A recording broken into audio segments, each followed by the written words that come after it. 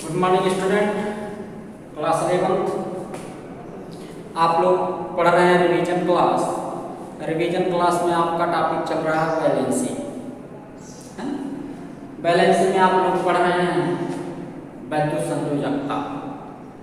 अब आज आपका टॉपिक है सह, क्या है? सह संयोजकता। तो सह संयोजकता क्या है? कोवैलेंसी।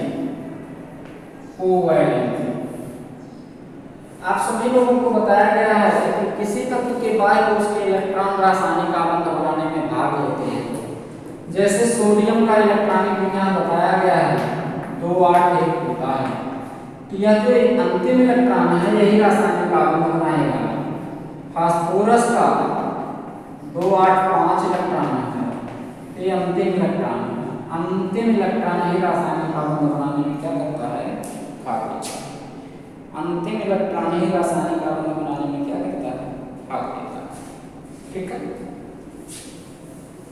आप सुनो, किसी भी तत्व के बाह्य कोश के इलेक्ट्रॉन रासायनिक आबंध बनाने में भाग लेते हैं। ठीक है, तो बहुत इंपॉर्टेंट टॉपिक चल रहा है आपका। इसमें बैलेंसी समझ गए आप लोग तो ऑक्सीडेशन नंबर ज्ञात करना आसान हो जाएगा, क्योंकि पार्ट 2 का पहला बुक ही है ऑक्सीकरण अपचयन अभिक्रिया। ठीक, रेडॉक्स अभिक्रिया, इसलिए आपको रिवीजन दिया जा रहा है। इसका दुरुपयोग करेंगे तो आप विज्ञान के आप लोगों को काम जानेगा। तो आइए देखते हैं कोवैलेंसी माने सहसंयोजकता। दो परमाणुओं के मध्य समान इलेक्ट्रॉन की साझेदारी से बने हुए बंध को हम सहसंयोजकता कहते हैं या सहसंयोजी बंध कहते हैं। ठीक, दो परमाणुओं के मध्य समान इलेक्ट्रॉन की साझेदारी से बने हुए बंध को सहसंयोजी बंध कहते हैं। ठीक, जैसे लिखा है हाइड्रोजन H2, तो एक हाइड्रोजन के पास कितना इलेक्ट्रॉन है? इस हाइड्रोजन के पास एक इलेक्ट्रॉन, दोनों ने मिलकर एक एक इलेक्ट्रॉन की साझेदारी किया तो बन गया क्या? सहसंयोजी आबंध। क्लियर? इसी प्रकार आप देख रहे हैं ऑक्सीजन को, तो ऑक्सीजन के पास बाह्य कोश में कितने इलेक्ट्रॉन होते हैं? 6। कैसे? ऑक्सीजन का परमाणु क्रमांक कितना होता है? 8। तो ऑक्सीजन का 8 तो 2 6 इलेक्ट्रॉनिक विन्यास। तो बाह्य कोश के इलेक्ट्रॉनिक रासायनिक आबंध बनाने में भाग लेंगे तो 1 2 3 4 5 6। इसी प्रकार इस ऑक्सीजन के पास कितने इलेक्ट्रॉन हैं? देखो 6 इलेक्ट्रॉन। हमने एक ऑक्सीजन के इलेक्ट्रॉन को मल्टीपल के रूप में और दूसरे को डॉट के रूप में प्रदर्शित किया है, जिससे यह पता चले कि कौन सा इलेक्ट्रॉन किस ऑक्सीजन का है। तो 2 इलेक्ट्रॉन इधर 2 इलेक्ट्रॉन इधर, दोनों मिलकर के क्या बना दिए? सहसंयोजी आबंध, द्विबंध बनाए। ठीक, तो कभी भी आप देख रहे हैं जैसे नाइट्रोजन है, नाइट्रोजन N2, नाइट्रोजन का परमाणु क्रमांक 7 होता है। इलेक्ट्रॉन विन्यास करेंगे 2 5। तो नाइट्रोजन के बाह्य कोश में कितना इलेक्ट्रॉन है? ध्यान देंगे 5 इलेक्ट्रॉन। इस नाइट्रोजन के 1 2 3 4 5 इस प्रकार ऐसे बन गए। तो हमने देखा कि नाइट्रोजन का क्या हो गया? त्रिबंध बन गया, यानी 3 इलेक्ट्रॉन की साझेदारी हुई तो कितने बंध बने? 3 बंध। 2 इलेक्ट्रॉन की साझेदारी हुई तो 2 बंध, 1 इलेक्ट्रॉन की साझेदारी हुई तो एकल बंध। अर्थात सहसंयोजी बंध मुख्य 3 प्रकार के होते हैं: एकल सहसंयोजी बंध, द्विसहसंयोजी बंध और त्रिसहसंयोजी बंध। ठीक, कभी भी 4 बंध नहीं बनता। ठीक, एकल बंध, ध्यान देना, एकल बंध सिग्मा बॉन्ड होते हैं। द्विबंध में 1 पाई और 1 सिग्मा होता है, और त्रिबंध में 2 पाई 2 पाई और 1 सिग्मा होता है। 1 पाई 1 पाई 1 सिग्मा, 3 बंध हो गया। 1 पाई 1 पाई 2 पाई 1 सिग्मा माने त्रिबंध। तो ये है सहसंयोजी बंध। ठीक है जी, आप लोग इसको नोट कर लिया करें। कहीं भी कोई दिक्कत हो समझने की कोशिश किया करें। तो सहसंयोजी बंध एक विशेष प्रकार का बहुत ही इंपॉर्टेंट बॉन्ड होता है। इसका उपयोग हम रासायनिक अभिक्रियाओं की क्रियाविधि में भी करते हैं। तो चलिए आइए देखते हैं सहसंयोजी यौगिकों के लक्षण। इनके लक्षण क्या हैं? ध्यान देंगे, गलनांक और क्वथनांक कम होते हैं। पहला लक्षण क्या है कि गलनांक और क्वथनांक कम होते हैं। ये जल में आयनित नहीं होते हैं। सहसंयोगी यौगिक जो होते हैं वो जल में आयनित नहीं होते हैं। ठीक। दूसरा है कि ये अध्रुवीय होते हैं, यानी इसमें पोल नहीं होता है। अध्रुवीय मतलब किसी पर प्लस चार्ज और किसी पर माइनस चार्ज ऐसा संभव नहीं। आगे बात सुनिए। अब सहसंयोगी बंध बनने की क्या है शर्तें, क्या है शर्तें। ठीक। तो सहसंयोगी बंध बनने की शर्त क्या है जरा देखिए। पहला शर्त है दो धातु जब आपस दो आधातु जब आपस में जुड़ते हैं तो सहसंयोगी बंध बनता है, जैसे Cl2 H2 N2 O2। ठीक। दूसरा लक्षण है दोनों परमाणुओं की विद्युत ऋणात्मकता का अंतर 1.7 से कम होना चाहिए। 1.7 से क्या हो कम। दोनों परमाणुओं की विद्युत ऋणात्मकता का अंतर। अब विद्युत ऋणात्मकता क्या होता है, सभी तत्वों की विद्युत ऋणात्मकता फिक्स होती है। जैसे क्लोरीन का 3.5, इस क्लोरीन का 3.5, दोनों का अंतर कर दो तो कितना आ जाएगा 0 ना। 3.5 में से 3.5 घटाओगे तो कितना आएगा 0।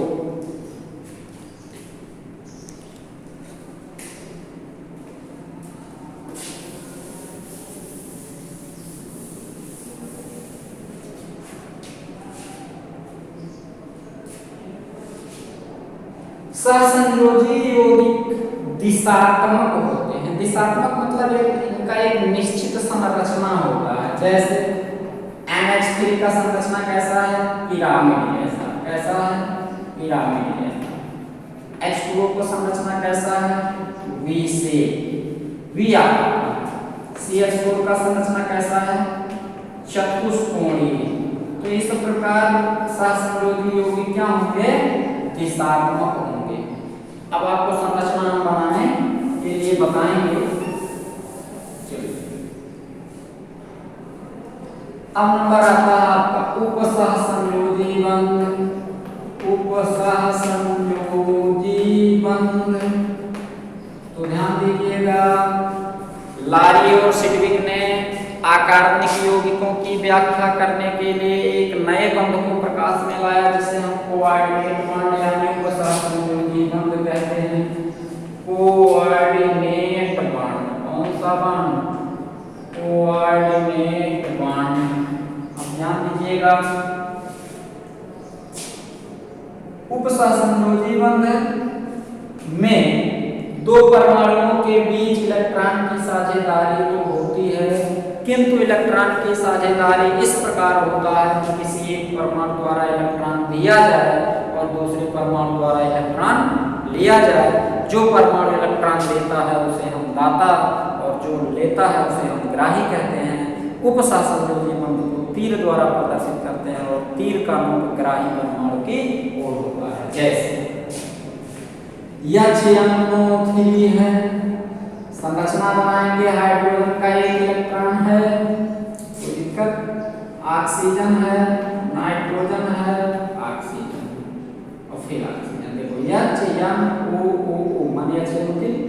तो अब देखो यहाँ ऑक्सीजन का एक इलेक्ट्रॉन 1 2 3 4 5 6। नाइट्रोजन का कितना 1 2 3 4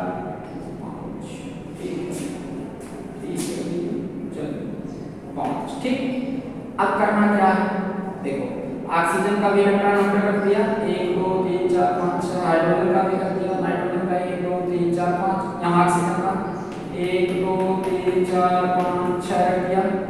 यहाँ ऑक्सीजन का 1 2 3 4 5 6 रख दिया ना। अब देखना, देखो एक इलेक्ट्रॉन ऑक्सीजन ने इस हाइड्रोजन को दे दिया है और एक ऑक्सीजन का इलेक्ट्रॉन नाइट्रोजन की ओर दे दिया। ऐसे यहाँ का टाइम बिंदु है, इस गोले में एक ऑक्सीजन का इलेक्ट्रॉन एक हाइड्रोजन का, तो बंध कैसे बनेगा, ऐसे बन गया। एक तो इलेक्ट्रॉन ऐसे खाली पड़ेगा। अब यहाँ ऐसे ऐसे का मतलब 2 2 4 2 6 2 या 8 इलेक्ट्रॉन चाहिए ना ऑक्टेट में, तो 1 इलेक्ट्रॉन नाइट्रोजन का है, 1 ऑक्सीजन का है, तो बंध बन गया ऐसे। ठीक, अब क्या करना है, देखो यहाँ कितना इलेक्ट्रॉन है, 2 इलेक्ट्रॉन इस ऑक्सीजन का और 2 इलेक्ट्रॉन यहाँ नाइट्रोजन का, तो कै बंध बना, 2 बंध बना, 1 2 3 4। अब क्या होगा है, देखो यहाँ देखो यहाँ नाइट्रोजन ने केवल ऑक्सीजन को इलेक्ट्रॉन दिया लेकिन लिया नहीं। फिर देखना यहाँ नाइट्रोजन ने ऑक्सीजन को इलेक्ट्रॉन दिया लेकिन लिया नहीं, क्यों? क्योंकि इसका क्या है, कंप्लीट। 2 2 4 2 6 2 8, तो इस प्रकार ऐसे इलेक्ट्रॉन दिया है, तो ये क्या हो गया, दाता। उपसा संयोजी बंध को तीर द्वारा प्रदर्शित किया गया, तो तीर का नोक ग्राही की ओर, तो ऑक्सीजन इधर आ गया, और 1 2 3 4 ऐसे 1 2 3 4 5 6। अभी बन गया HNO3 का संरचना। HNO3 में एक नए बंध यानी उपसा संयोजी बंध हो गया, जिसका तीर इधर है, ग्राही की ओर है। ऐसे सल्फर डाइऑक्साइड में देख लो, या सल्फर के बाद उसमें कितना इलेक्ट्रॉन, सल्फर का परमाणु क्रमांक 16 है, 2 8 6। बाहर उससे इलेक्ट्रॉन रासायनिक आबंध बनाने में भाग लिए, 1 2 3 4 5 6। समझे? ऑक्सीजन एक इधर लगाओ, चलिए इधर लगाते हैं, चलिए इधर ऑक्सीजन लगाओ, 1 2 3 4 5 6। इधर ऑक्सीजन लगाओ, 1 2 3 4 5 6। हुआ? अब स्टैटिस्टिक्स का कंप्लीट करो, 2 2 4 2 6 2 8, ऐसे हो गया सब कंप्लीट। देखो 2 2 4 2 6 2 8, इस गोले में 8 इलेक्ट्रॉन, इस गोले में 8 इलेक्ट्रॉन, लेकिन सल्फर और ऑक्सीजन के बीच कितने इलेक्ट्रॉन की साझेदारी, 2 2। तो यहाँ क्या बन गया, यस डबल बॉन्ड। और कई इलेक्ट्रॉन बचा, यहाँ ऐसे बचा, इधर देखो, ये सल्फर ने इस ऑक्सीजन को केवल इलेक्ट्रॉन दिया, केवल दिया, क्यों? क्यों लिया नहीं? क्योंकि इसका अष्टक कंप्लीट है, 2 2 4 2 6 2 8 कंप्लीट है। इसमें 2 दे दिया, तो इसका 2 2 4 2 6 2 8 कंप्लीट हो गया, तो दिया उपसा संयोजी बंध। और किसको दिया, ऑक्सीजन को, उपसा संयोजी बंध का नोक किधर, ऑक्सीजन की ओर चला गया। 1 2 3 4 5 6।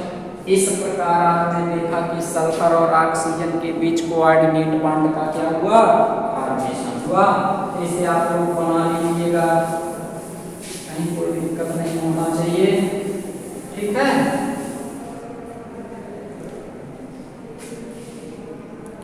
पढ़ते चलो भैया, पढ़ते चलो।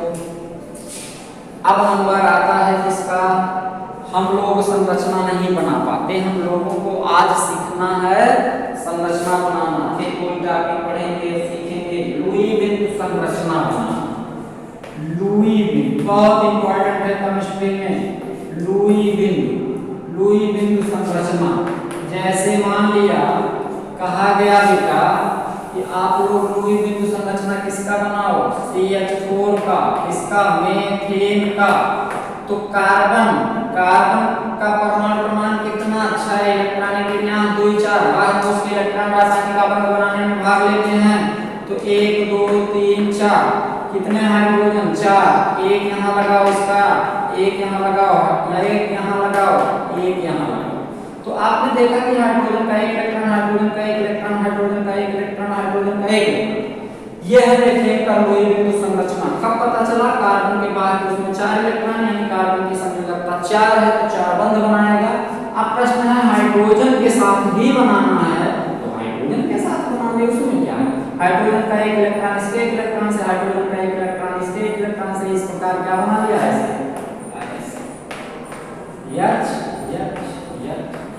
क्यों? क्योंकि 2 इलेक्ट्रॉन से एक बंध बनता है, तो एक हो गया बंधन सूत्र और ये हो गया लुई बिंदु संरचना सूत्र। आई बात समझ में? चलिए लुई बिंदु संरचना सूत्र सबको आना चाहिए बनाने। आइए एक कंपाउंड और देखते हैं लुई बिंदु संरचना का। चलिए NaOH का संरचना बनाना है, तो हम पहले क्लियर करेंगे बैलेंसी। बैलेंसी कैसे क्लियर करते हैं, सोडियम का परमाणु क्रमांक 11 2 8 1, बाहर उसमें एक इलेक्ट्रॉन ऑक्सीजन का परमाणु क्रमांक 8 है, इलेक्ट्रॉनिक विन्यास 2 6, बाह्य कोश में 6 इलेक्ट्रॉन, 8 में से 6 घटा दो तो 2 इलेक्ट्रॉन बचेगा, यानी वैलेंसी ऑक्सीजन का 2।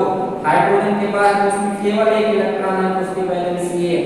और जिस तत्व की संयोजकता ज्यादा होगा वह कहां होगा? केंद्रीय परमाणु होगा। ध्यान दीजिए, तो सोडियम को कहीं किनारे लिखना पड़ेगा। सोडियम का 1 इलेक्ट्रॉन ईमानदारी से रख दो, कोई दिक्कत नहीं है। ऑक्सीजन को ले आओ बीच में, हाइड्रोजन को इधर।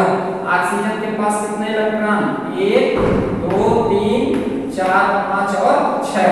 इस हाइड्रोजन के पास 1 इलेक्ट्रॉन, यहां बंद बना दो। 2 2 4 2 6 2 8। ऑक्सीजन के पास कितने इलेक्ट्रॉन हो गए? 8। अब क्या करना है? 1 इलेक्ट्रॉन ऑक्सीजन का, 1 सोडियम का, तो बना लिया क्या? N bond O। 1 electron oxygen का, 1 हाइड्रोजन का, तो क्या बन गया? ऐसे NO बॉन्ड H, NOH ऐसे बनेगा। और बंद बनाने के बाद ऑक्सीजन के पास ही इलेक्ट्रॉन बच रहा है, बाकी किसी के पास नहीं। तो ऐसे आप क्या दिखा दोगे? संरचना सूत्र दिखा दोगे। तो आप लोगों के लिए बेहतर है। आइए एक एग्जांपल और देते हैं आपको लुईस बिंदु संरचना सूत्र के लिए।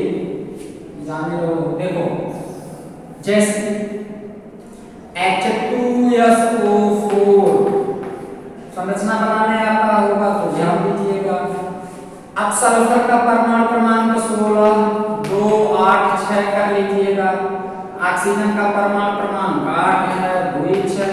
इसका मतलब ऑक्सीजन भी क्या है? वैलेंसी 2 और सल्फर की भी वैलेंसी 2, क्योंकि 6 2 8 तक पूरा होने में पहले इलेक्ट्रॉन चाहिए 2, तो वैलेंसी 2। अब यहाँ कंफ्यूजन होगा कि भैया यहाँ कैसे ऑक्सीजन और सल्फर में कौन केंद्रीय परमाणु होगा?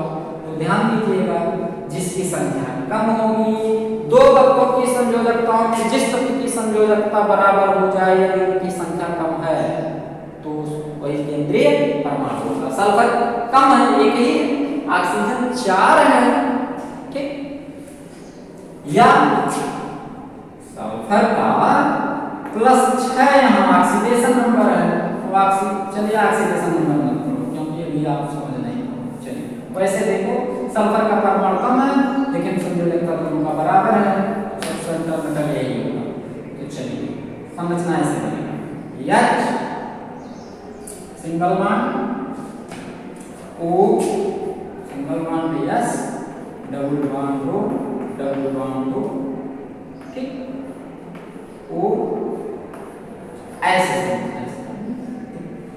H2SO4 1 2 3 4 5 6। सल्फर की संयोजकता यहाँ कितना है? 6 है भैया।